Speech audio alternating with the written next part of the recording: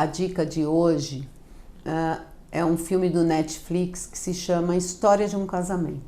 E eu trouxe esse filme para elucidar um pouco mais o que eu falei nos vídeos anteriores sobre codependência, sobre narcisismo, e que ele traz na história desses personagens essas características.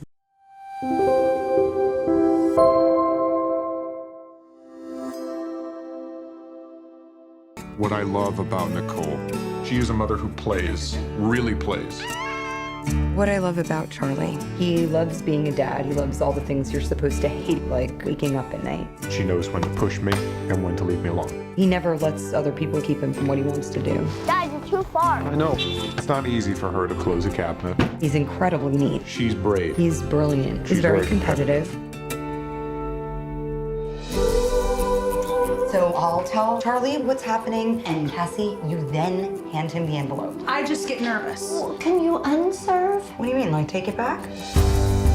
Charlie and I are getting a divorce, Mom. You can't be friends with him anymore. Gma! Charlie Bird! Mom! Mom?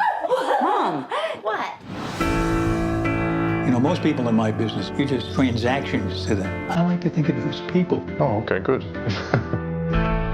You remind me of myself on my second marriage.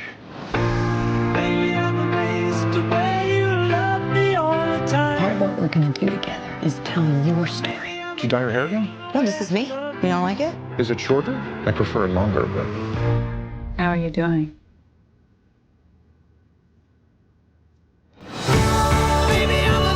I realized I didn't ever really come alive for myself. I was just feeding his aliveness.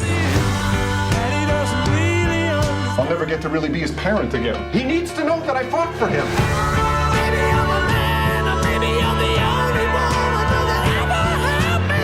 It's not as simple as not being in love anymore. Eventually, it'll be the two of you having to figure this out. Together. If we start from a place of reasonable and they start from a place of crazy, when we settle, we'll be somewhere between reasonable and crazy. É um casal e os dois trabalham no teatro musical.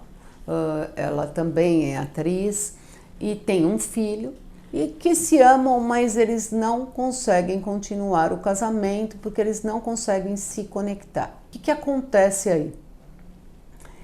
Ela pouco sabe da história deste homem, só sabe que o pai é alcoólatra, viu a família dele muito poucas vezes. Ela era noiva, largou o noivo para ficar com ele e é aquele tipo de mulher que ela fez de tudo para que a vida dele pudesse fluir. Ele era um homem autossuficiente, seguro, voltado para si mesmo, o tempo todo focado nas suas questões, nos seus objetivos, nas coisas que ele queria. E ela, na contrapartida, para poder equilibrar esse relacionamento, foi se anulando, largando os sonhos profissionais dela em função da família e do filho. Isso é uma coisa que a gente vê em muitos relacionamentos.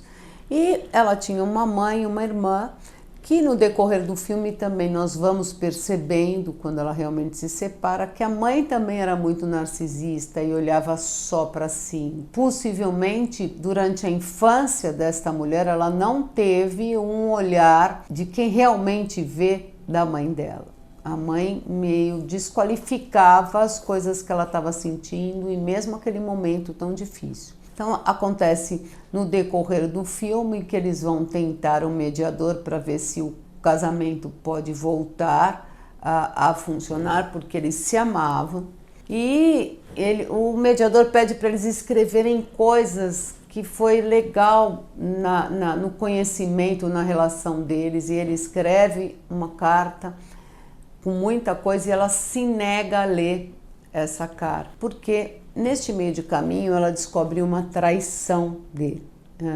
E o codependente, normalmente, ele encerra um ciclo quando ele se sente traído. E daí ela vai para outro lugar com o filho dele.